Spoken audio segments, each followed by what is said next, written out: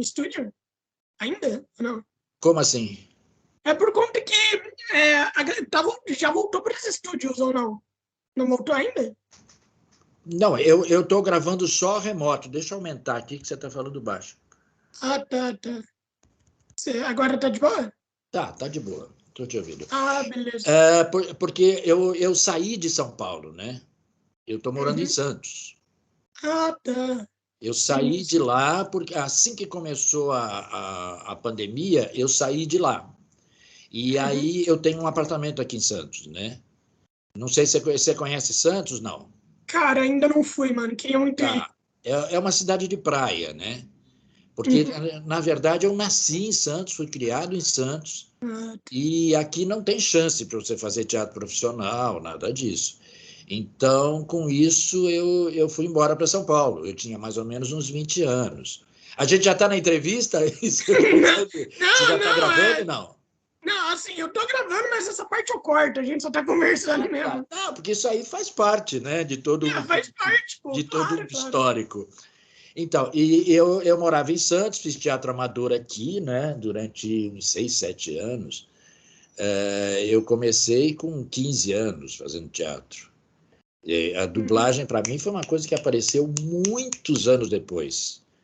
Eu já tinha eu acho que uns 40 anos quando eu comecei a dublar.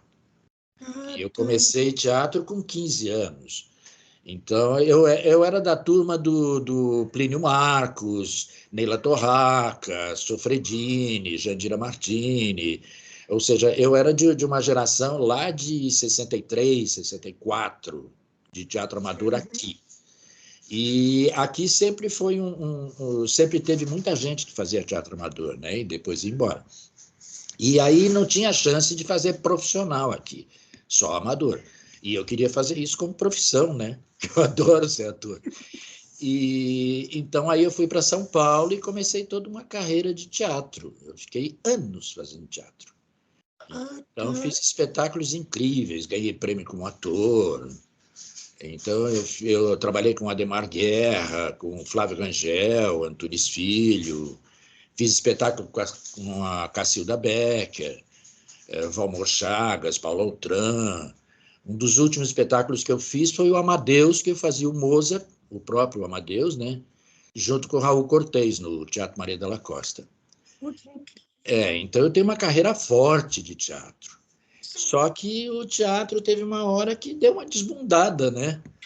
Devido ao AI-5, coisa e tal, o teatro foi devidamente cortado e a gente ficou com um restolho do teatro, que eram como é que se diz? Espera aí, deixa eu fechar essa porta, que está uma barulhada lá fora. Não, fica de boa, fica de boa.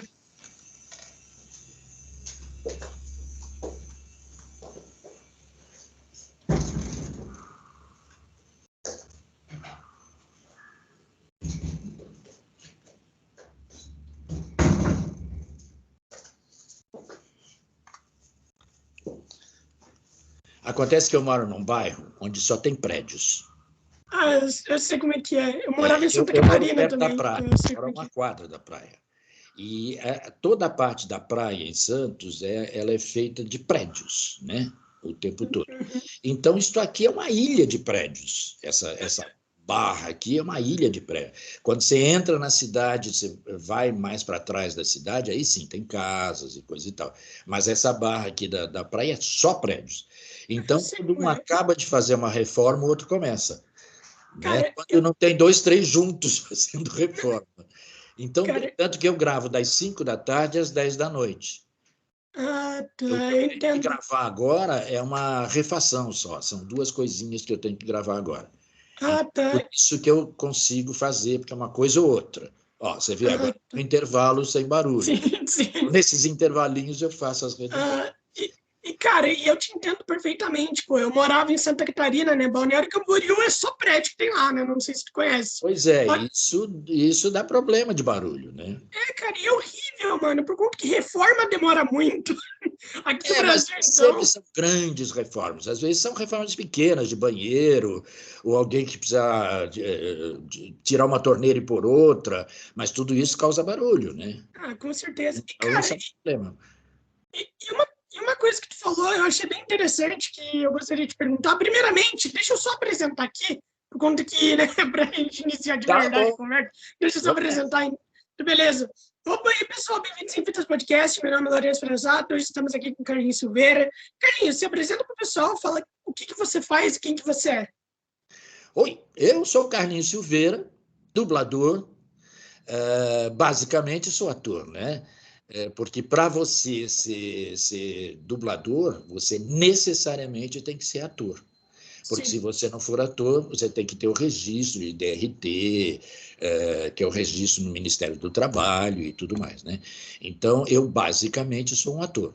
Porque existe o ator em dublagem, o ator em TV, o ator em cinema, o ator em teatro, e atualmente eu sou um ator em dublagem. Durante anos e anos e anos eu fui um ator de teatro, né? Eu comecei fazendo teatro com 15 anos de idade, e hoje eu estou com 77. Então, Ah, mano, imagina quantos anos eu faço isso, né? Eu cara, tá novo. adoro ser ator. É uma coisa que eu amo na minha vida, é ser ator. Ah, mano, aliás, para alguém com 77 anos, você parece ser muito novo, mano. Você parece muito novo. Mano, você tá ótimo. Você tá ótimo. Graças a Deus, nem me fale. Cara, e o que eu queria te perguntar é que você falou do AI-5, né? Então eu queria te perguntar o que o AI-5 tem a ver com a arte? O Então, que vamos ele tem? começar lá de trás. É isso que eu estava falando com você um pouco antes. Sim. Eu comecei fazendo teatro amador em Santos, que eu sou de Santos, na estado de São Paulo, que é uma cidade de praia. É praticamente uma ilha, né? Uma ilha grandona, que você tem ligação direta com São Paulo. Então, você tem avião Anchieta, imigrantes, coisa e tal, que te leva para São Paulo. Eu faço parte da Baixada Santista, né, em Santos, que eu morava, fui criado aqui, sou daqui, e durante anos e anos e anos eu fiz teatro amador aqui. Fiz teatro amador junto com Plínio Marcos, com a Pagu, inclusive, são nos últimos anos da Pagu, que era a esposa do Oswald de Andrade. Nessa época, ela era esposa do Geraldo, que era um jornalista aqui em Santos. Então, durante muitos anos, eu fiz teatro amador aqui. Agora, para se profissionalizar, eu tinha que ir para uma grande metrópole, né? Ou Rio ou São Paulo. E eu optei por São Paulo, que eu acho uma cidade fantástica, né? Uma cidade maluca, mas também você tem do pior ao melhor em São Paulo. Você tem absolutamente tudo. E lá fui eu para lá. E eu fui para lá em 67. Então, em 67, o teatro era uma explosão. Não era Sim. exatamente isso que vocês veem hoje no teatro. Essas comédias com 2 atores, ou então só um stand-up. Não. Os espetáculos tinham uma média assim de 30, 40 pessoas em cena, com cenário subindo, descendo. O que vocês hoje veem nos musicais eram os espetáculos que tinham, eram 30, 40 espetáculos assim, com 30, 40 pessoas, cenário subindo, descendo. Isso é Cada maravilhoso. um de nós tinha 10 figurinos que a gente trocava rapidamente para poder voltar para a cena. Eram espetáculos de teatro, né? E, graças a Deus, eu fiz vários, muitos. Eu ganhei prêmio como ator, eu trabalhei com Ademar Guerra, trabalhei com Flávio Rangel. Flávio Rangel, então, eu fiz um monte de espetáculos com ele. Trabalhei com Antunes Filho, e trabalhei com a Cacilda Becker, Paulo Outram, e como eu estava te falando, um dos últimos espetáculos que eu fiz foi o Amadeus, em que eu fazia o próprio, né? Fazia o Amadeus, fazia o Mozart, que é a história do Mozart, né? Então, era eu, o Raul Cortez, no Teatro Maria della Costa, e um elenco imenso, né? Eu tinha coisa de sair de cena com 2, 3 camareiras em volta de mim, tirando peruca, sapato, roupa, pondo outra roupa, e eu entrando em cena imediatamente, até que nós tivemos a maravilhosa ditadura militar, que tentou quebrar tudo isso durante alguns anos, até que veio o AI-5 e disse: acabou o teatro, né? Basicamente. Não estou dizendo assim, eliminou, mas acabou com todos os espetáculos. E ficou um ou outro E aí, assim, os grandes espetáculos, os bons espetáculos, é quem faz Globo. Né? E aí Sim. os atores, em geral, fazem pequenos espetáculos com 3, 4 pessoas, um cenário único e fazendo aquelas comedinhas idiotas que não dizem nada. Né? Sim. Naquela época, não, nós tínhamos espetáculos que levavam mensagens, que tinham um porquê de ser montado. Né? Hoje em dia, quero divertir as pessoas e pronto. Entretenimento, né? Atualmente, então, chegamos ao momento do stand-up, né? Onde é uma pessoa só dizendo um monte de bobagem. Sim. E, normalmente, essas bobagens é sempre agredindo alguém. Sim. Ridicularizando as pessoas, ridicularizando a si mesmo, ridicularizando o próximo, brincando com gagos. Um dia desse eu vi uma chamada de um stand-up que acabava com os professores, né? Meu Criticava os Deus! professores o tempo todo, mostrando o quanto eles eram ridículos. Quer dizer, um absurdo. Nossa, não faz sentido nenhum. Meu Não Deus! faz sentido, claro que não. Então, eu particularmente não gosto desses espetáculos. Eles que me desculpem, mas eu não gosto. Ah, eu Que entendo. esse humorismo, o humorismo anterior, o humorismo mais de trás, você tinha, sim, temas muito importantes. Hoje em dia, o próprio humorismo, em vez de ser Jô Soares, ser Chico Anísio, você encontra só pessoas fazendo críticas em cima de gagos, em cima de, sabe, ridicularizando pessoas. E Sim, é sim. engraçado que o público aplaude e dá risada, né? Eu não Uhum. consigo dar risada daquilo, Cara, fiquei assustado. não, Então, eu com entendo. isso, eu fiquei 6 anos fazendo esses espetáculos pequenos, engraçados. Só pelos títulos dá para você perceber. O dia em que Alfredo virou a mão, Mulher Nossa, Melhor Investimento, e aí meu começaram Deus. esses tipos de espetáculo. Eu fiquei fazendo isso uns 6 anos, mais ou menos, até que eu digo, não dá mais. Porque antes nós tínhamos carteira assinada, 13º, férias, fundo de garantia, os espetáculos ficavam 1 ano, 2 anos em cartaz. Eu fiz espetáculo pelo SESI, que ficou 2 anos em cartaz, que foi o Caiu Ministério, uma direção de Osmar Rodrigues Cruz.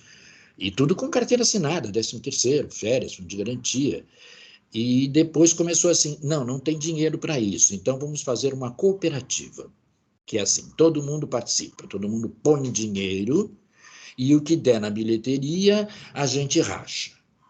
Então, a Uhum. bilheteria, que era uma coisa que ia de terça a domingo, com 2 sessões no sábado, 2 sessões no domingo, e todas as casas lotadas, isso era normal. Passamos a fazer espetáculos sexta, sábado e domingo, uma sessão em cada um, e não com plateias lotadas.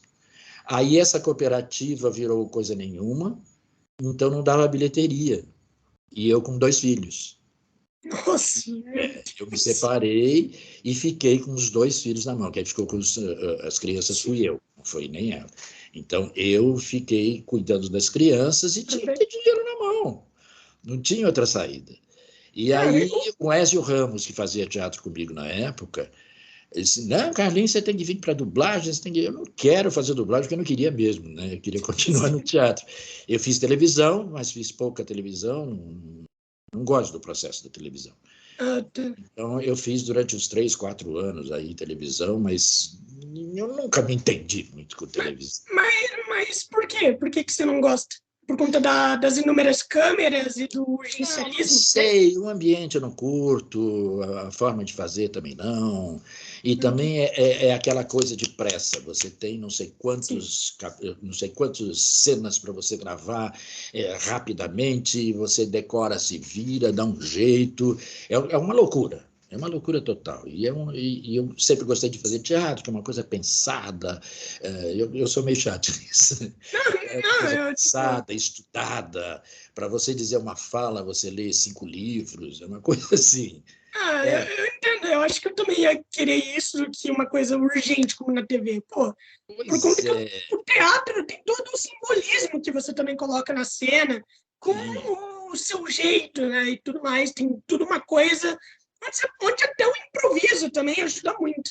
né? Uma coisa mais humana ao invés de uma coisa robótica. O improviso na época era muito relativo, porque a gente fazia Arthur Miller, né? A gente fazia Tennessee Williams, fazia Shakespeare. Do Shakespeare eu fiz Alegres com Madre de Windsor, fiz Hamlet, junto com o Valmor Chagas, ou seja, eram uns textos que não dá muito para você improvisar, porque eram textos altamente literários, né? Então não dá para você ficar brincando em cima, porque tem um autor muito forte por detrás que não te cabe. A comédia te cabe fazer improviso o tempo todo. Agora, os espetáculos pesados, os textos pesados, não, porque são autores muito importantes, né? Então você não pode ficar brincando com eles.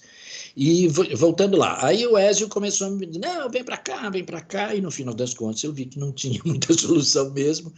Aí eu comecei a fazer dublagem lá pela Alamo. Então, na minha época, tinha a Alamo, a BKS, a Dublavídeo, eram poucos estúdios na época, né? E aí eu comecei a deslanchar na dublagem e estou aí até hoje, já faz uns 30 e tantos anos. Cara, que da hora. Mano, essa história, pô, é maravilhosa, cheia de altos e baixos, mano, mas é incrível. E, aliás, mano, tem uma parada que a dublagem antigamente tinha muito, que é a questão do reconhecimento, que era quase zero, sabe? Sim. Era quase zero. E você não queria se tornar dublador, como você falou.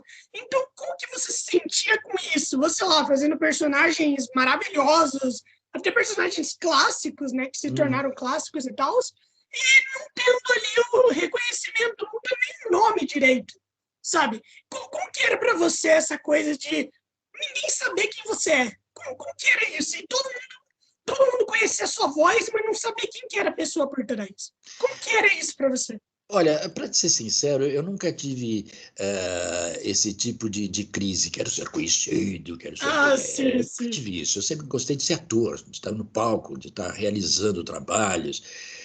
Acontecia de acabar sendo conhecido. Por exemplo, eu fiz um espetáculo chamado Bent, que era história de homossexuais no campo de concentração, que era eu, Quito Junqueira e o Ricardo Petralha. Éramos os três centrais do espetáculo. Também eram aqueles espetáculos que sobe cenário, desce cenário e coisa e tal. Um espetáculo belíssimo. Nós tínhamos... a gente acabava começando atrasado o espetáculo porque as pessoas brigavam na porta para poder entrar. Sério? O espetáculo tinha que começar às 9 e começava quase 15 para as 10, porque era uma loucura a quantidade de pessoas brigando na porta, querendo entrar. Foi um sucesso absurdo no Teatro Anchieta. Depois a gente foi para o Rio de Janeiro, e no Rio eu acabei voltando, porque aí já nessa época eu tinha um filho de 5 anos. Então a minha esposa e o menino ficaram em São Paulo e eu fui para o Rio. Então isso dava um bololô dentro da minha casa, né? Então eu acabei desistindo do espetáculo e voltei para São Paulo. E eu nunca tive esse problema. E o Bent foi uma coisa que a gente saía na rua, as pessoas reconheciam. Era uma coisa muito doida. Agora, eu nunca tive essa crise de ser estrela, maravilhoso. Não, eu queria fazer teatro, eu estava doido para ser ator, é só isso. E, então, a dublagem nisso não me atrapalhou. Aí eu tive que pegar toda uma técnica que hoje em dia você faz assim, tá gravado, né? Mas naquela época não, naquela época era um outro tipo de equipamento, aonde você não tinha ponto de edição, não tinha nada disso. Você errou, você tinha o que a gente chama de bife, são aqueles textos grandes, né? Então você tinha um bife deste tamanhão e de repente você errava no meio, tinha que começar da cabeça. Meu Deus! Não era fácil dublar nessa época, não. Você tinha que ter uma concentração absoluta e saber mesmo fazer aquilo, né? Porque não era o técnico que resolvia, era você que tinha que resolver. O técnico fazia a captação. Hoje em dia, não. Hoje em dia, o técnico é o seu grande auxiliar, é o seu grande assistente, né? Você faz, fica um pouco curto, ele dá um jeito. Ou seja, para você dublar hoje está mais fácil do que quando eu comecei. Eu comecei 30 anos atrás, por volta de 1988. Por aí, Não, 1900, antes. 1900, Mais ou menos isso. Não, 1900, eu comecei há 30 anos atrás, só fazer o cálculo. sim. Mas, e nessa época era mais difícil. E aí eu comecei aos poucos a deslanchar. Um dos primeiros negócios que eu fiz, que deu certíssimo, foi o Mundo de Bigman, né? Que foi uma coisa fantástica de fazer, que eu fazia o Lester. Fazia Assistia, muito bom. Você chegou a ver o Mundo de Bigman? Eu cheguei a ver, mano, era Era muito uma bom. delícia aquele programa. Era eu, Flávio Dias e a Marli Bortoleto. Então, ali começou, dentro da dublagem, a me abrir as portas, né? Devido ao trabalho. Na sequência, apareceu o Amadeus para ser dublado. E como eu tinha feito o espetáculo, então o Michael, que era o dono da aula, me disse, não, então é ele que vai fazer. Lá fui eu. Foi um puta sucesso também. Foi uma coisa muito legal dentro da dublagem. E, aos poucos, claro, aí teve desenhos animados, uma série de coisas. Teve o Doug, que fazia o Bonnie, né? O vice-diretor Bonnie, que era um chato de galocha. E, de repente, apareceu na Gota Mágica o Baroli, numa direção de um desenho animado japonês, que ninguém sabia o que era aquilo. Era um personagem que não acabava mais, a gente não sabia muito bem para que era aquele desenho. E aí a gente começou a fazer, foi para o ar e explodiu, que era o Cavaleiro do Zodíaco, né? Uhum. Tanto que eu Sim, fazia um pô. monte de personagens dentro do Cavaleiro do Zodíaco e acabei ficando com o Chaka de Virgem e o Ikki, né? E o Ishi Ai, como é o nome dele, meu Deus? É o de Fênix lá? Não, não, não. É Não? o... Ai, meu Deus. Cara, mano, Ele entra muito pouco, na verdade. cara, eu sei que é muito difícil, só que eu não assisti Cavaleiro do Zodíaco. Eu não vi. Então, nessa, o Cavaleiro do Zodíaco abriu exatamente isso que você estava falando. Abriu para os espectadores, né? Sim. Começou a haver uma gana enorme de pessoas querendo saber quem fazia o quê, e aí nós começamos, as nossas vozes deixou de ser, sei lá, o Alain Delon falando, o, sei lá, o Brad Pitt falando. Não, era fulano que fazia o Brad Pitt, fulano que fazia a personagem tal, a atriz tal que fazia Meryl Streep. Tudo isso, quem proporcionou, na verdade, foi o Cavaleiro do Zodíaco, né? Uhum. E, Por cara, exemplo, eu fazia o Woody Allen.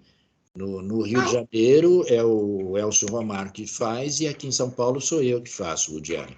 No Brasil você só é a tem voz fixa dois. dele? Sou eu e o Ah, Elcio. tá. Eu aqui em São Paulo e o Elcio no Rio. É um Uhum. personagem dificílimo de ser dublado. Personagem Sim. não, um ator, né? Um Um ator, ator assim diretor. difícil, mas ele é muito, muito, muito, muito difícil, porque ele não é um ator que se atém ao texto. Aliás, na maioria das vezes o texto é dele, né? Ele não se Sim. atém ao texto, ele improvisa o tempo todo. Então, isso é muito difícil de você pegar aquela boquinha que ele abre, que fecha e que tem uma. Ele sempre está meio gaguejando e depois ele vai e volta e a boca fecha e não fecha. É uma loucura dublar esse homem. Então, Uhum. aí eu comecei a fazer esses trabalhos maiores, essas coisas incríveis, e foi ótimo. E quem nos trouxe para frente foi realmente os Cavaleiros do Zodíaco e, na sequência, os animes todos, né? Esses que nos trouxeram para frente das telas. E também o Senhor dos Anéis, pô. Senhor dos Senhor Anéis dos também. Anéis, eu Pô, fiz lá o Gollum, que delícia aquilo. cara, tu já chegou assim, engasgado, mano, o Gollum? Quando, quando ele faz tipo Gollum, Não, Gollum. eu sempre tive muita facilidade em trocar de vozes, né? Ah, tá. E isso, desde que eu fazia teatro amador, eu já tinha muita facilidade nisso. Eu ganhei, inclusive, um dos prêmios que eu ganhei em teatro amador foi que um personagem que eu fazia, que era uma loucura, ele mudava de tons no meio da palavra, Pô, que né? incrível. E eu tinha o quê nessa época? 16 anos. Então, o Gollum, quando eu fui fazer, já era uma loucura, né? Que o Gollum, na verdade, é Gollum Smeagol. O Smeagol é todo Sim, aqui, sim. né? Todo pelo, é uma coisa meio Pato Donald, uma coisa por aqui. Sim, E o sim. Gollum já é uma outra coisa.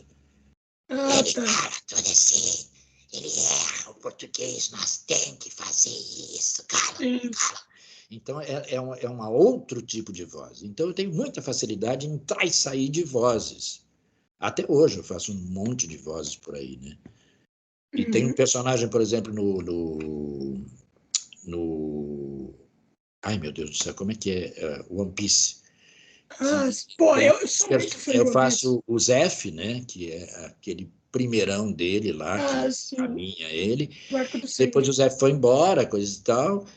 E anos depois eu comecei, porque faz anos, né, que faz One Piece. Sim. Eu peguei um personagem em que ele faz exatamente isso.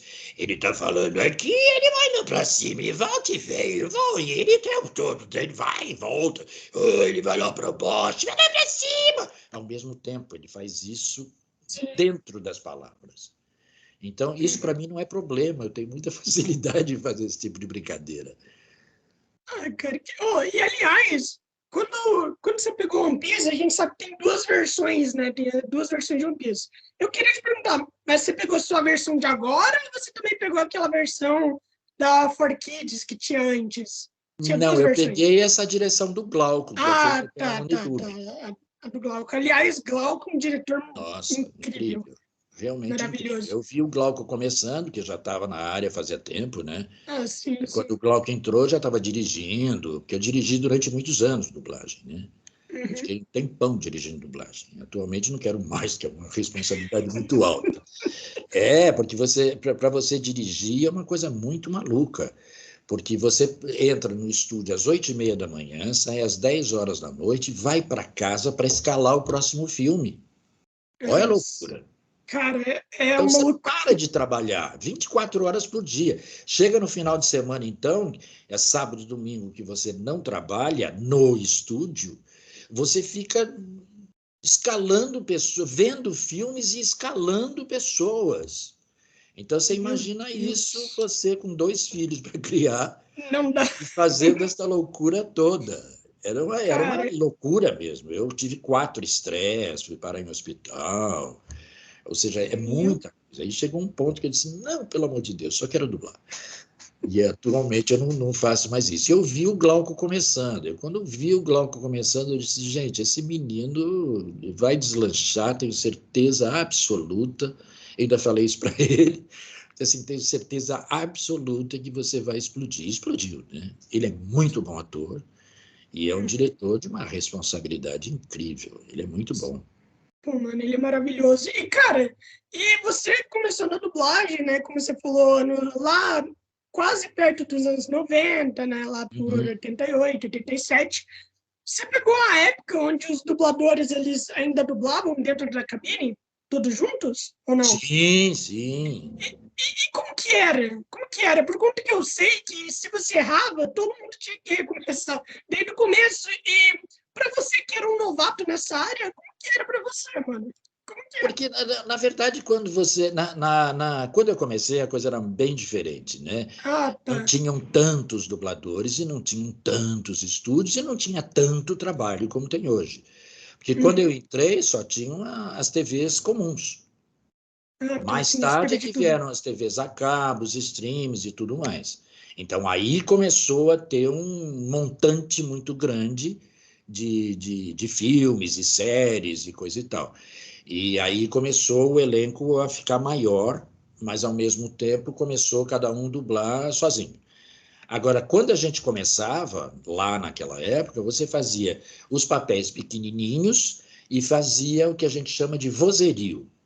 Ou seja, então é Tá. todo mundo junto, fazendo, sei lá, o fundo do bar, o ator na frente falando, coisa e tal, e tem aquele pessoal do bar, né? Aquele vozerio que a gente chama de Os vozerio. figurantes. Então, no começo, o que a gente fazia era isso, até que você ia pegando prática e aí você deslanchava junto com todo mundo.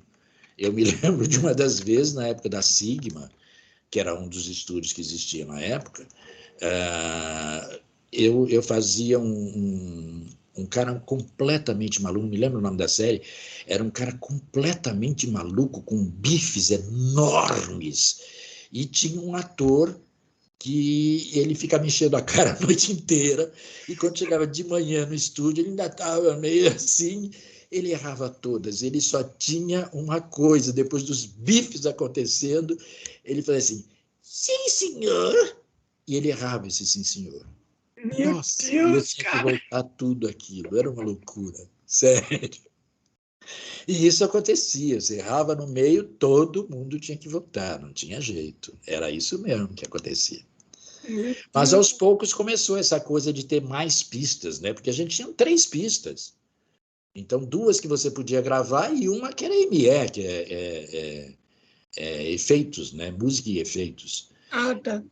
Então, tinha essa de música e efeitos que não pode mexer, e tinha 2, no máximo 3 pistas, onde você podia gravar. Então, tinha que gravar em bloco, né?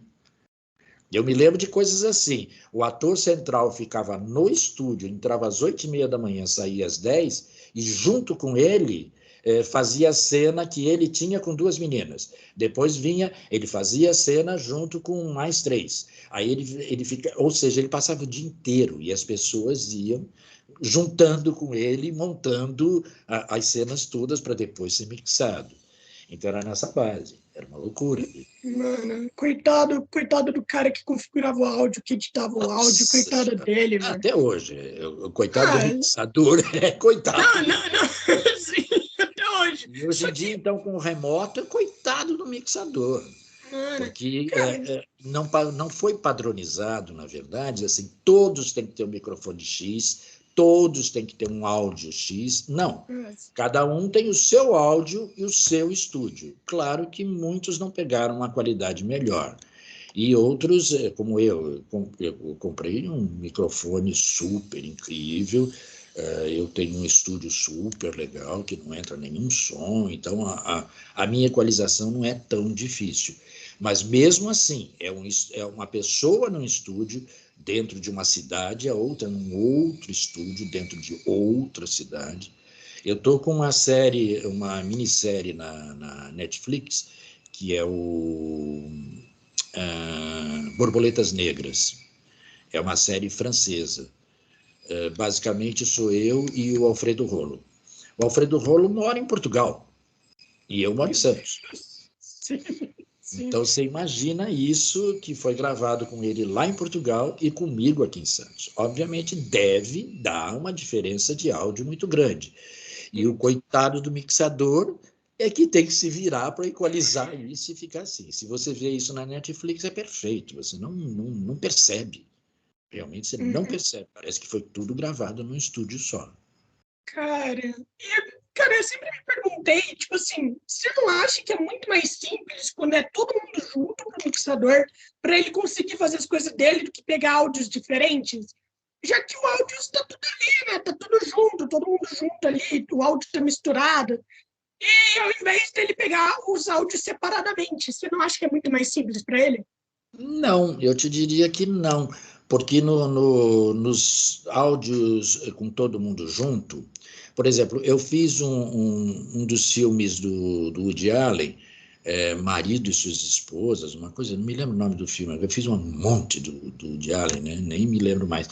Só para Netflix eu fiz, foi uma sequência de 10 filmes. Então não me lembro muito bem dos nomes. Mas nós éramos em 4, era eu, a Neuza, o Vacari e quem mais? Tinha mais uma, não sei se era a Marli, era uma das primeiras direções da Alessandra Araújo. E éramos nós 4 juntos. E esses caras falavam o tempo todo. Então, o que acontecia? Que era um microfone só. Meu Então, Deus! então um entrava, falava, fala, saía, o outro entrava, falava, saía, o outro entrava, saía. Claro que isso vai dar uma coisa assim no microfone, em termos de Sim. áudio. E o mixador tem que se virar com isso. Ah, sim. E hoje em dia, não, você está com o microfone aqui, blá, blá, blá, blá, blá, blá. Aí vem o outro microfone, a distância tem que ser sempre a mesma. Quando você está trabalhando no estúdio, você tem que Uhum. ter uma distância que você calcula normalmente, por isso que eu estou fazendo assim, a gente calcula mais ou menos assim. Você pega uma distância, como eu estou agora, você pega uma distância assim, né? E tem um captador. Então ele capta sempre da mesma forma. E você está sempre na mesma distância do microfone. Então a coisa fica aparelhada. Entendeu? Então os Entendi. áudios ficam aparelhados. Então é muito mais interessante. O vozerio continua sendo feito em bloco. Mas vozerio é uma coisa que não precisa ter um áudio perfeito, né? Tanto que ninguém faz esse jogo do microfone. Muito pelo contrário, fica todo mundo junto em volta do microfone e fazendo os blá blá blá, porque são blá blá blá mesmo, né? Você pega, Sim, sei sim. lá, tem 10 pessoas sentadas em mesas no restaurante, você pega a cara de um lá e fica brincando em cima dele. Então você Sim. não precisa estar o tempo todo no microfone, você pode estar fora, porque é um som que vem do fundo. Então, tudo Uhum. bem. Agora, é muito mais fácil para o mixador, acredito eu nunca fiz mixagem, mas eu acredito que seja muito mais fácil. eh, ele já tem essa distância pré-fixada, então tudo isso fica mais coerente, bem Uhum. mais coerente do que o trabalho remoto, claro, né? Ah, depois eu tenho um amigo meu que é mixador, daí eu vou chamar ele para falar sobre isso. Acho que seria bem Ah, é interessante. super interessante, que o trabalho deles é inacreditável. A gente não vive sem eles, né? Sim, sim. Eu sempre falo isso, a coisa mais importante da dublagem é o captador e o mixador. Cara, Porque sem os dois, você pode fazer o melhor trabalho do mundo. Se ele não souber captar, ou se o mixador não souber fazer o trabalho dele, quem vai para o ar é você, não é o sim. mixador. Aí diz assim, nossa, o trabalho dele está uma porcaria. E não é o trabalho dele, é do técnico. É do Sim, sim. captador, né? Então, essa função na dublagem eu acho a primordial. Eles são as grandes estrelas. Que o Sim, diretor pare e diz assim: olha, é mais para cá, é mais para lá. Não, você entrou atrasado, agora passou o texto. Ele faz uma orientação. A gente vai e coloca a nossa voz, a nossa interpretação da melhor forma possível. Agora, se a captação estiver errada, se a mixagem estiver errada, foi tudo por água abaixo. não dá. Cara, Então, eu não ele sei é a se, grande estrela, né? cara, eu não sei se tu já viu. Eu não sei se tu já viu aquela cena referente à série do Flash e coisa assim, onde o dublador, onde tá lá, né? Tem uma cena lá de Flash, que é uma cena horrível, né? E daí o dublador ele fala, nossa, mas que diálogo merda. E daí aparece no meio da série ele falando que diálogo merda com o personagem ainda de boca fechada, sabe? É. Por conta que que a parte dele já tinha acabado, sabe? Uhum. Então ele falou, nossa, mas que diálogo merda. Até porque o diálogo era horrível. E daí o mixador deixou. E daí tem até uma outra coisa, onde o personagem vai falar em alta velocidade, e daí o dublador, ele fala, eu posso falar qualquer coisa por conta que a minha voz está sendo alterada pelo mixador. E daí não foi alterada, literalmente aparece isso, ele falando isso. Ou seja, cara, o mixador já tava lá, o mixador já tava. Nós temos atualmente um grande problema, né? Porque antes a dublagem se restringia basicamente a Rio e São Paulo, onde moram Sim, os atores mais profissionais, né? sim. Isso antes. E de repente, com os streams e Netflix e Amazon e tudo mais, HBO. começou a espalhar pelo Brasil inteiro. Então, você tem vários locais muito amadores. Antes nós tínhamos só Miami que avacalhava tudo, né? E até hoje avacalha Sim. de vez. Porque em Miami, por exemplo, você não precisa ser ator. Você falou português, entra. É um negócio Sim. desse. Então você pega enfermeira, babá, qualquer pessoa que esteja morando em Miami, vai lá e faz. Então você vê a qualidade do estúdio em geral, desde os atores aos técnicos, diretores e tudo mais. Então você pega aquelas interpretações: bom dia, como você está? Tudo bem? Oh, a minha filha morreu, sabe? Você encontra umas coisas dessa lá de Miami. E depois começou a haver estúdios por todo o Brasil. Então, nem todos têm uma qualidade legal, nem todos contam com atores experientes. Eu não diria nem bons atores ou maus atores, porque tem atores excelentes e que não são experientes. Então, Sim. você tem que pegar a excelência do ator e juntar com a experiência dele. né? Sem essas duas coisas ligadas, você tem sempre um trabalho meia-boca. Se é um mau ator, mais experiente, ele acaba, de uma certa forma, resolvendo. Agora, se é um ator experiente, que sabe fazer aquilo, e é um excelente ator, você tem uma maravilha de trabalho, né? Então, tem que aliar essas duas coisas. Agora, você imagina uma pessoa que mora no interior, sei lá de São Paulo, sei lá de onde, não tem esse trabalho diário do ator, porque o que Sim. dá experiência é o seu trabalho diário. Então, ele fez um cursinho de teatro pequeno, tirou o DRT, porque tem que ter o DRT para poder trabalhar. Então, ele tirou o DRT segundo um curso que ele fez de 2 anos, né? E aí foi lá, aprendeu a dublar e faz o filme. O mixador também, ele não tem um trabalho cotidiano em relação à dublagem. Então, ele sabe fazer aquilo, mas ele não tem a experiência suficiente para fazer um excelente trabalho. Então, tudo fica meia boca. E isso você pode ver que está acontecendo em vários lugares, né? Cara, eu sei como é, mano. Eu já ouvi a dublagem. Mano, teve uma época, durante a pandemia, que daí teve lá um filme da Liga da Justiça, né? Um desenho deles e tal. E daí eles trocaram dubladores do Brasil, né? E daí fizeram lá nos Estados Unidos. Meu Deus do céu, mano. Os caras pegaram, por exemplo, tiraram o Briggs, que, pô, Briggs é um dublador, não tem nem palavra, trocaram ele pra meter alguém que tava lá nos Estados Unidos. E daí os caras falaram, mano, como assim? Parece que os caras chamaram, sei lá, o primo do diretor para dublar. Que não dá, entende? Mas é um negócio desse que acontece lá. Basicamente, tem pouco em Los Angeles, a maioria em Miami mesmo, né? E realmente tem poucos atores lá, atores que falam português. Porque ator que fala português está aqui no Brasil, né? Não está lá. Tem algumas exceções, como Ana Maria Braga, Ana Maria Braga não, a irmã da Sônia Braga, como é o nome dela? Esqueci agora. Eu Que está lá, faz cinema, coisa e tal. O Rodrigo, que está lá, faz cinema. Mas é muito pouco. E esses, então, não fazem dublagem. Eles estão fazendo cinema. Então, o pessoal que está lá não são atores, né? Eles são pessoas que falam português. Sim. Pode ter excelentes mixadores, porque os Estados Unidos têm excelência técnica que não dá nem para comparar com a nossa, né?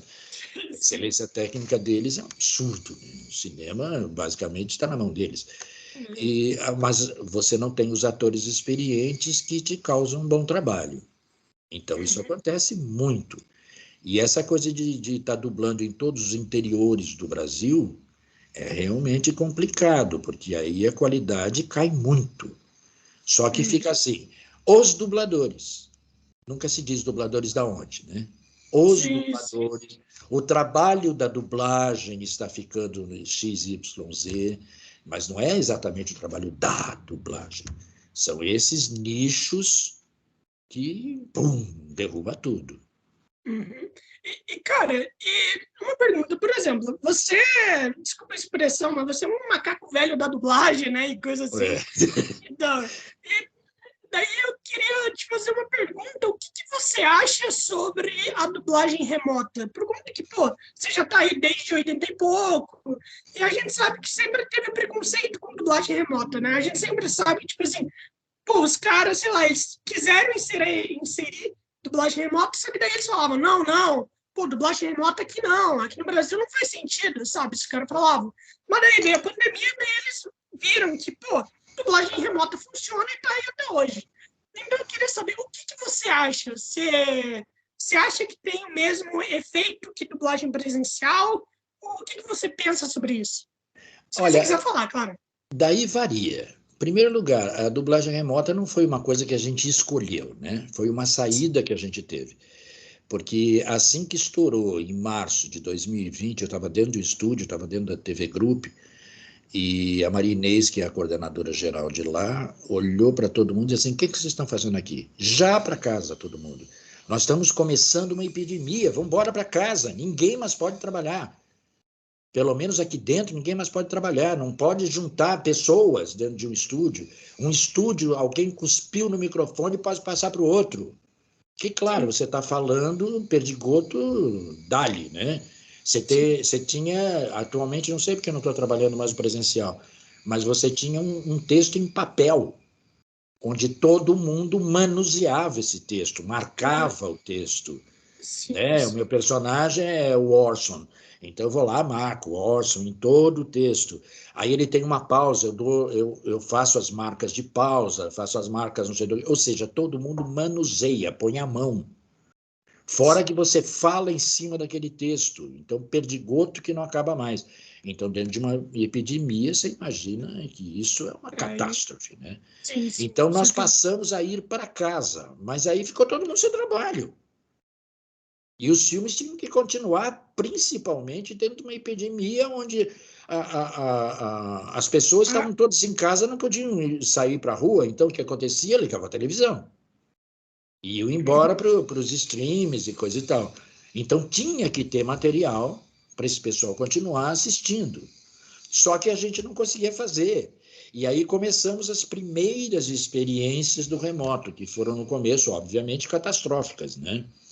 Então, os microfones não eram os ideais, o ambiente não era o ideal, e aí, aos poucos, a gente foi se entendendo, e aí começamos a comprar excelentes microfones, nem todos, mas a grande maioria começou a pegar começou a pegar, como é que diz, microfones excelentes, outros compraram estúdios e puseram dentro dos seus quartos, por exemplo. Tem gente Né? que faz dentro do closet, por exemplo.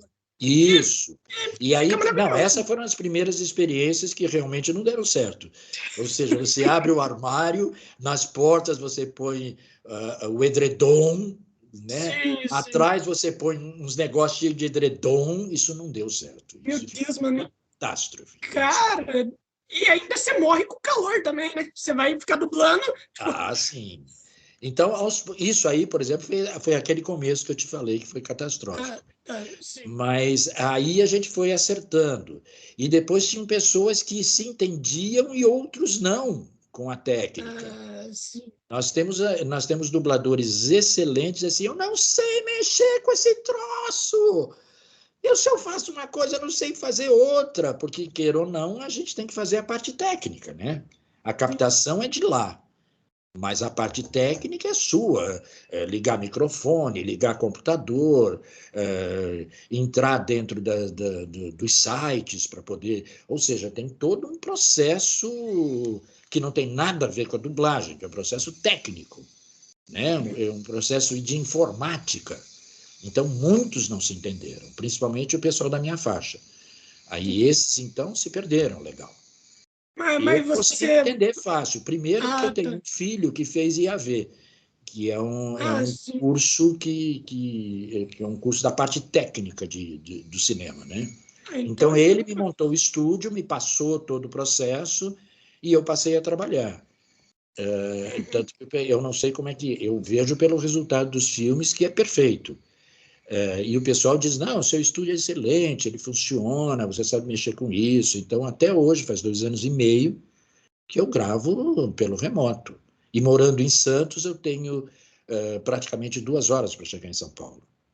A estrada em si é 50 minutos, mas você tem que sair da sua casa e ir até a rodoviária. Da rodoviária você pega esses 50 minutos, se não tiver trânsito, você pega em 50, vamos dizer, em 1 hora você chega em São Paulo. Aí você chega na boca de São Paulo. Ande na boca de São Paulo para você ver. Mano, Não, é um não é a boca do inferno. lixo, boca que eu digo é a entrada de São Paulo, né? Não, eu sei, é um Você inferno. não anda, né? É tudo Sim. entupido. Você leva umas 3 horas para chegar no estúdio. Aí você vai lá, trabalha, faz 2 horas e volta para casa nesse processo todo. Então eu digo, gente, eu estou morando fora de São Paulo, não dá. E eu continuo gravando. Claro que eu não consigo pegar uma série de trabalhos que eu poderia estar fazendo. Mas para mim está ótimo. Estou achando muito bom. Ai, cara. Pô, e aliás, mano, você é um dublador, assim, que eu considero um dos maiores, tá ligado? De verdade. Mano, porque, mano, você querendo ou não, você é uma lenda da dublagem, você querendo ou não, todo mundo te conhece, né? Ou pelo menos conhece sua voz, entende? E, cara, você se considera uma lenda da dublagem? Você se considera alguém, assim, tão importante quanto as pessoas pensam que você é? Você se considera? Olha, aquilo que eu te falei, eu nunca levei isso muito a sério, né? Sim. Eu nunca fui uma ator, oh, eu quero ser aplaudido, quero que todo mundo me conheça. Não, não, eu nunca tive isso. Eu gosto de ser ator. Então, isso para mim às vezes é estranho. Você pensa, você é a lenda, sabe? Pelo amor de Deus. Não. Eu fiz uns trabalhos muito legais, muito incríveis, e isso me levou a ser bastante conhecido por esses trabalhos pesadíssimos que eu faço, né? Eu dublo o Danny DeVito, a Disney, por exemplo, me escala direto para o Danny DeVito. Eu fiz Aliás, o aqui, Dumbo, né? O Dumbo do Danny DeVito. Acabei só de isso fazer é uma série enorme dele, que está qual, no Star Plus, que qual que é? é Sempre Então, Ensolarado em Filadélfia. mano, ai, que bom que tá dublado, porque eu acabei, e essa é minha série favorita. Na É? moral, mano, e a série não é muito conhecida aqui no Brasil, mas, mano, Não, não é. essa série, ela é muito boa. O que você acha? O que É você uma achou? crítica incrível, né? Cara, Eu e é muito adoro fazer essa engraçado, mano, série é por causa muito disso, maravilhoso. porque eles fazem aquilo que como é que se diz? Idiota. Não, não é idiota. Eles fazem questão de mostrar exatamente como não se faz as coisas. Então, Né? Eles são exatamente. politicamente incorretos, propositalmente. Então, e isso que é bom, mano, isso que é ótimo na série, é isso que. É uma crítica Essa é a graça. violenta à sociedade. Pô, mano, É a uma última crítica temporada é muito boa. absoluta à sociedade. É incrível. Eles levam num humor mostrando como as pessoas realmente agem, mas Uhum. sempre com uma carinha de inocente.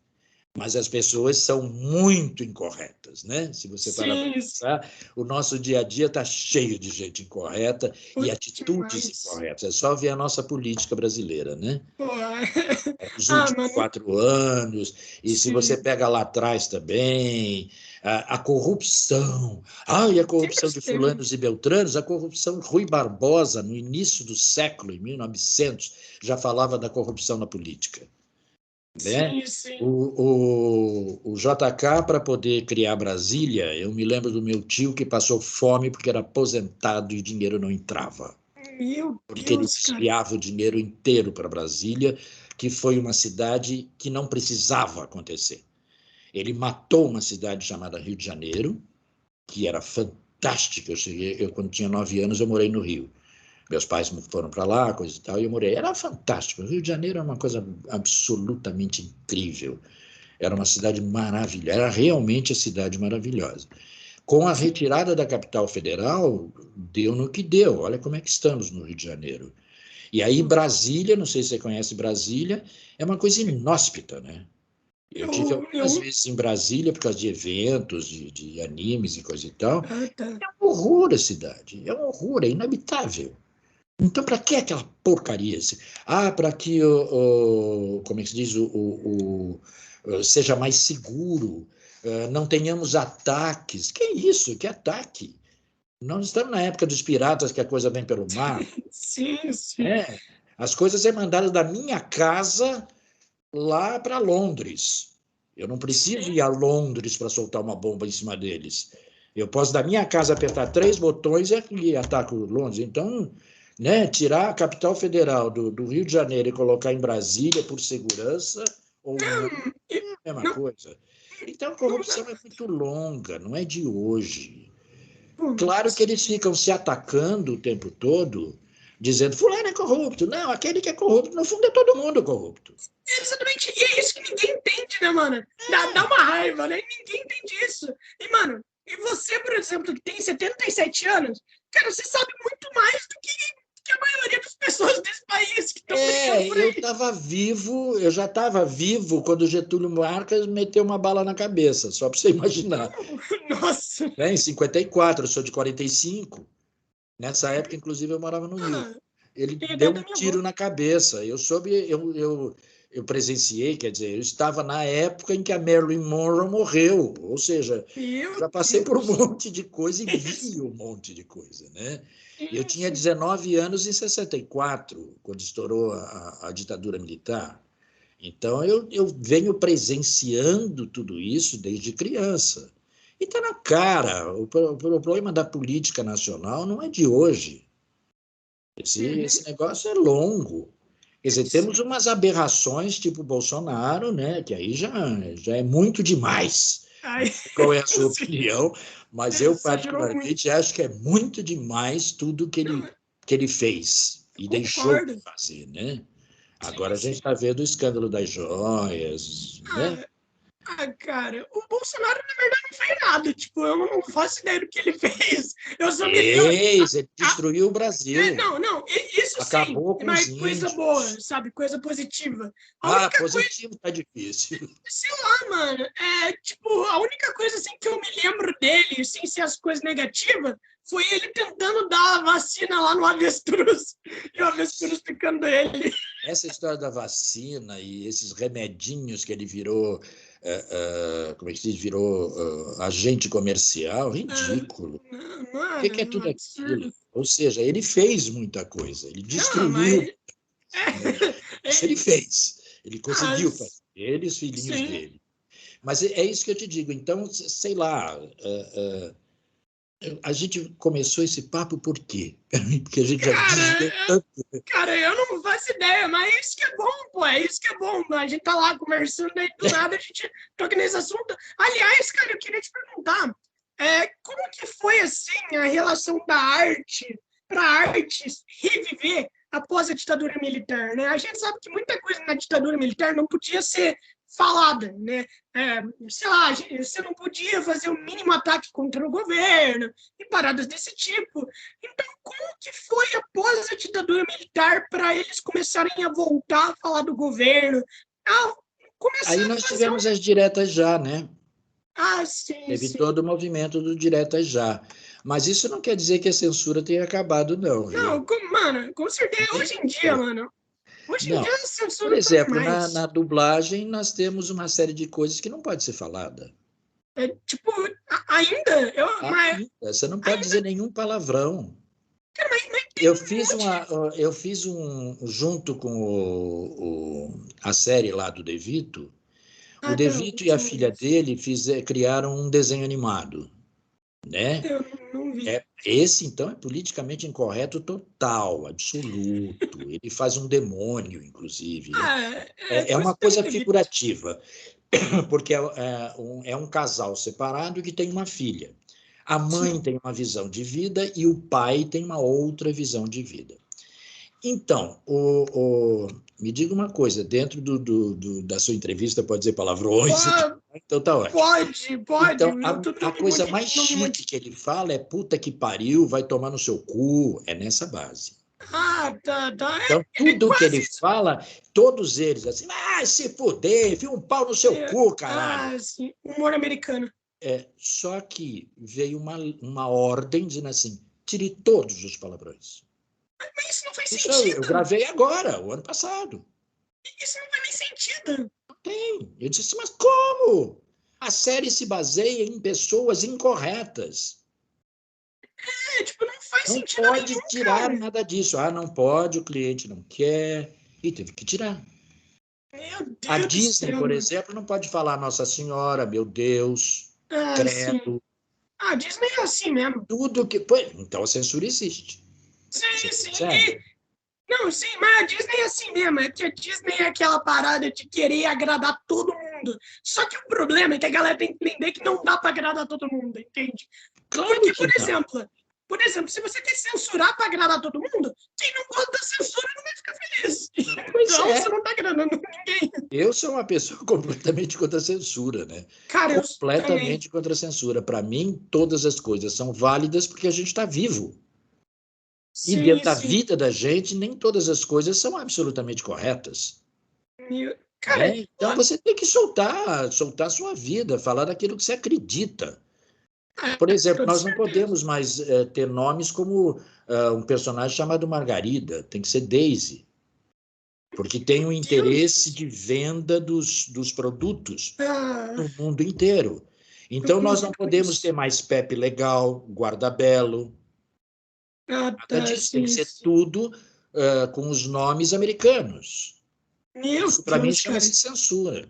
Cara, com certeza, mano, eu me irrito muito com isso, cara. Mas não tem jeito, que eles querem vender o produto no mundo inteiro. Para que eles possam vender o produto no mundo inteiro, tem que ter um nome só. Sim, sim. Então, comercialmente, dá para entender. Ou seja, é todo um sistema capitalista em cima da arte.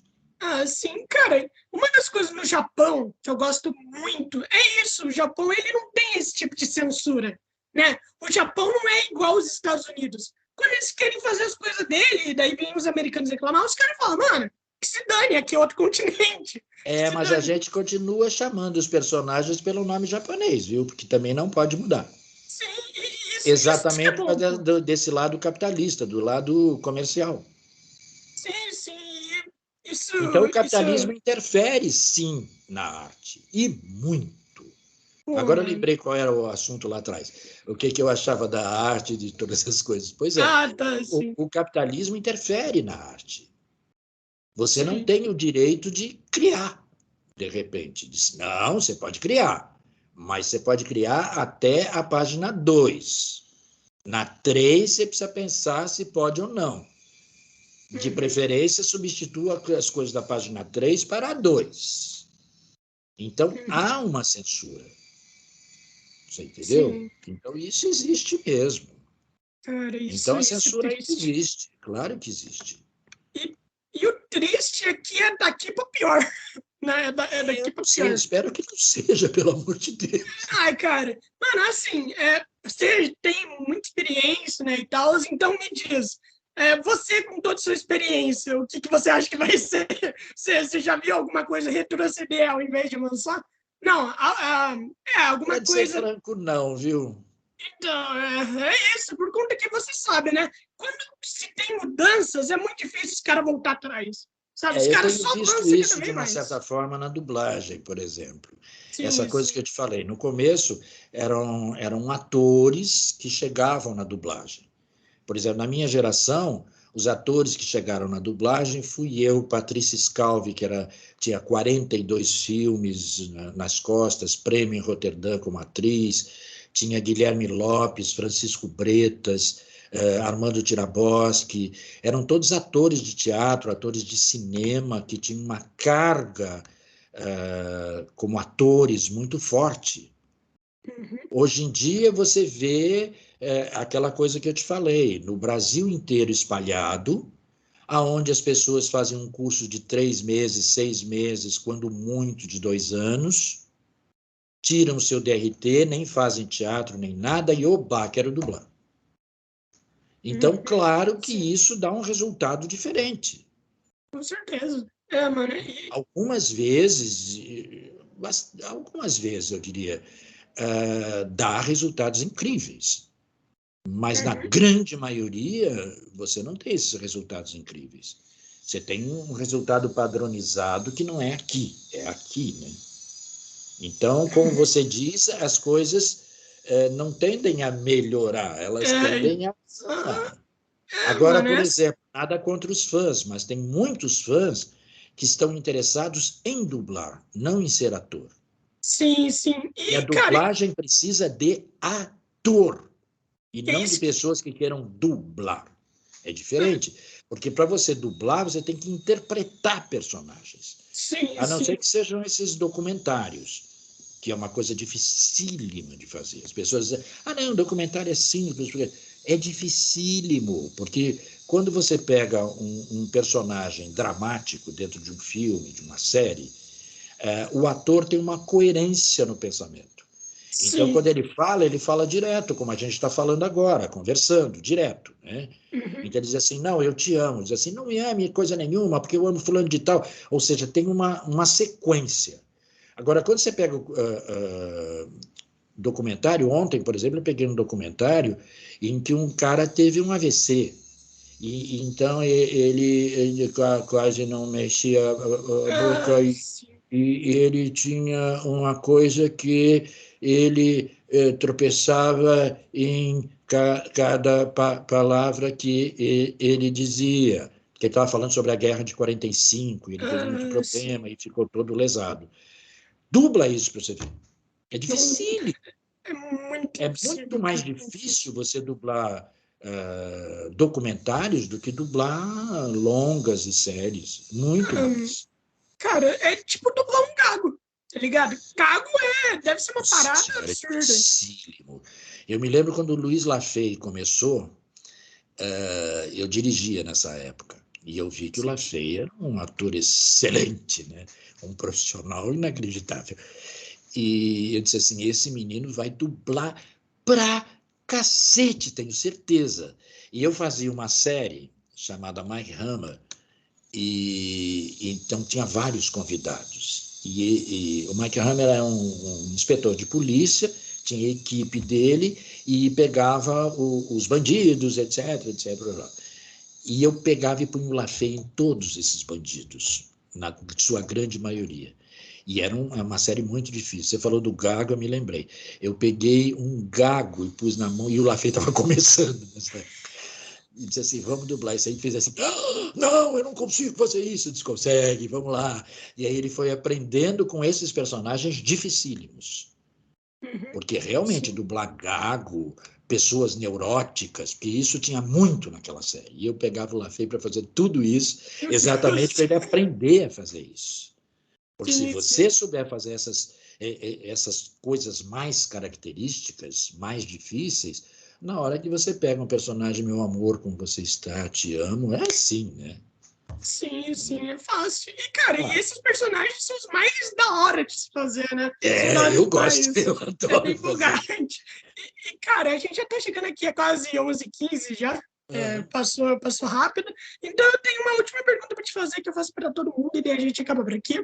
Que é, cara, quando você olha a sua vida inteira, qual é a perspectiva que você tem dela? Qual é a perspectiva que você tem desde que você estava na barriga da sua mãe até esse exato microsegundo?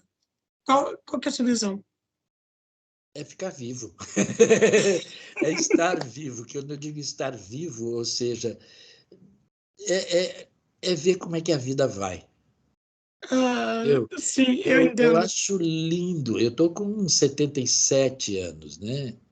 76, faço 77 esse ano, agora em agosto. Ah, tá. E é muito legal. Ou seja, você aprende todo dia. E isso é maravilhoso. Você não para de aprender. Dizer assim: ah, não, porque você já está velho, já sabe de tudo. A gente não Não, sabe não, de não. nada. Cada dia tem uma coisa nova, principalmente agora nessa nossa vida cibernética. Então, Ah, nossa, isso aqui é todo dia uma coisa nova. E não é só na hora da cibernética, é na vida, né? E sim, de sim. repente você ia ao banco, falava com o seu Alonso ia lá no caixa, tirava o dinheiro e punha na sua mão. Agora é Aí você diferente. começou a ir no caixa. E hoje em dia você não vai em caixa, não vai em lugar nenhum, você faz transação via internet. Ou Sim. seja, tudo muda, toda hora muda. E é isso que eu chamo de vida. Então isso é muito importante, você estar vivo. Eu acho a coisa mais importante, desde criança até agora. Sim, A sim, minha filha sim. hoje em dia mora na Itália, né? Ah, que E legal. eu tenho dois filhos. Eu tenho um filho que mora comigo até hoje e eu tenho uma filha que está casada, mora na Itália. E o fato de ir lá, passar pelos aeroportos, ver coisas novas, coisas antigas, né? Mas para Sim. nós coisas novas, é estar vivo, sabe? É estar esperto. Quando você diz: ah, você Uhum. tem 77 anos e não parece. Não, a minha vida é isso, eu quero estar sempre na curiosidade. Quando você disser assim: ah, você, a lenda, você não quer saber dessa história da lenda. Para mim, Sim. cada filme é um desafio novo. Eu já entro no estúdio e digo assim: será que eu vou conseguir? É sempre a minha cabeça, sempre. A minha cabeça é sempre essa, assim: nossa, esse personagem é difícil demais, será que eu vou conseguir? Meu Deus, vamos lá. Aí eu vou, pesquiso, vejo se é aquilo mesmo, se não é, para você estar vivo. Porque essa coisa de Sim. assim, eu sei tudo, Eu sou uma pessoa de 80 anos e sei tudo. Mentira, você não sabe de nada. Você sabe de algumas coisas, faltam várias outras para você saber, né?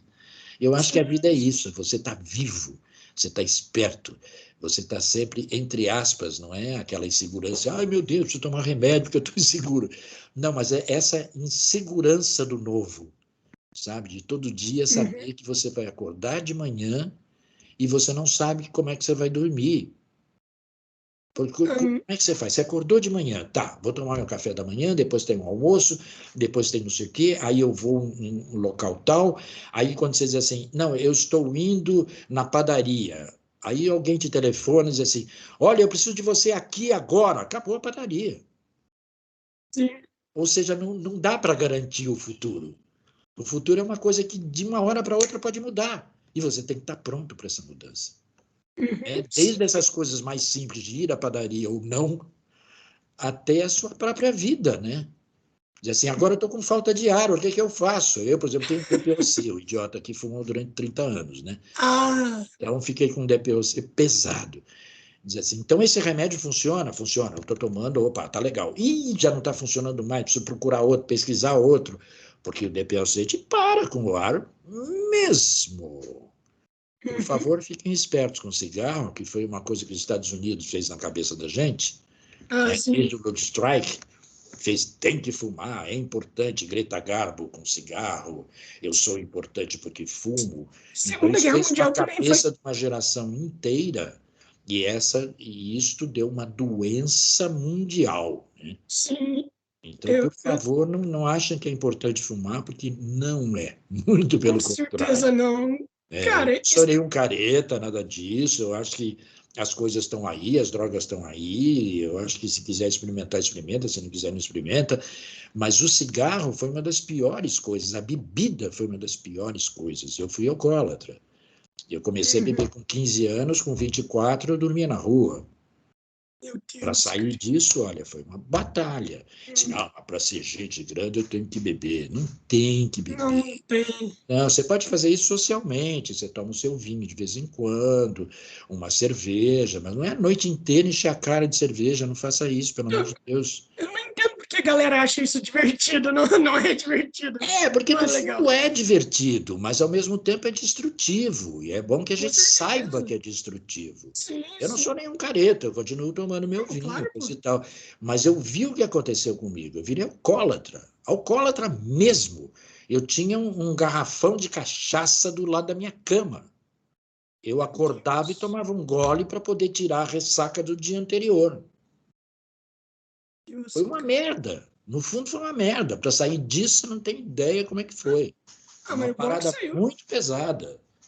Ou seja, eu vi isso em mim. Eu vi o cigarro que aconteceu comigo. Então, eu acho que a vida é a vida. A gente não tem que destruir isso, né? Sim, eu concordo. Faça as coisas, mas faz devagar. Não precisa meter as caras de fazer loucamente. O mais importante é estar vivo, é saber todo dia que tem uma coisa nova. Por máximo que você diga, não, isso aí é cotidiano. O cotidiano é novo. O que foi Cara, ontem, possivelmente não seja hoje. Por mais parecido que tenha sido o de ontem. Então, e, a minha resposta é essa: viva a vida. cara, foi uma ótima resposta. E, aliás, muito obrigado por ter aceito participar. Para mim, foi como se eu estivesse conversando com meu avô. Mas como se eu quiser, na verdade, se eu pudesse conversar com meu avô. Conta que meu avô morreu antes de eu conhecer ele. Então, Ah, nunca. que pena. Então, eu nunca tive nenhum avô. Eu não tive contato assim com nenhum homem maior do que 50 anos, por exemplo. Então, para mim, é como se eu conversasse com ele. Então, obrigado. Que bom, muito obrigado. E Mano, foi ótimo fazer essa entrevista com você. Foi uma delícia. Muito cara, gostoso. mano, eu adorei você, na moral, mano. Tu é maravilhoso, mano. Tu é Muito maravilhoso. Obrigado obrigado. Não é mesmo. tudo isso, pelo amor de Ah, Deus. cara, então foi o seguinte: divulga pra galera tudo que você tiver que divulgar e a gente acaba por aqui. Eu não tenho muita coisa para divulgar, porque a gente tem um contrato de confiabilidade, do Não, qual a eu tô gente não falando do pode Insta. abrir absolutamente nada do que a gente está fazendo, a não ser quando estoura, né? Depois Não, que estoura, aí ok, a gente fala, coisa e tal. é, Mas eu não posso divulgar não, nada que eu esteja fazendo no momento. não eu tô falando das redes sociais mesmo. Fica de boa. Das redes sociais. Tá, eu tô no Instagram, né? Tô no Facebook, são os dois que eu mais uso. São esses dois que eu mais uso. Então, beleza. E, cara, muito obrigado por ter participado. Com certeza vou querer falar com você no futuro novamente. E, cara, muito obrigado mesmo. Tu é Eu que maravilhoso. agradeço. E tenha Um uma grande ótima beijo semana. a todos que estão nos assistindo. Um grande abraço, um grande beijo para você. Ah, mano. E quando vem para Rio Claro aqui, daí passa aqui, é caminho de Santos. Ah, Então, tá. É verdade. É isso mesmo. é 2 horas, 3 horas de Santos, daí vem aqui, pô. Daí se eu me A chamar hora que lá. você vier à praia, venha vier a Santos, eu estou aqui. Eu moro no Gonzaga. Mano, então beleza, daí eu falo com você. Eu com certeza quero ir pra Santos, faz tempo que eu não vou na praia. Então é isso, mano. Muito obrigado e Alô, tenha uma ótima obrigado. Um semana. abraço a todos. Um abraço a você particularmente. Igualmente.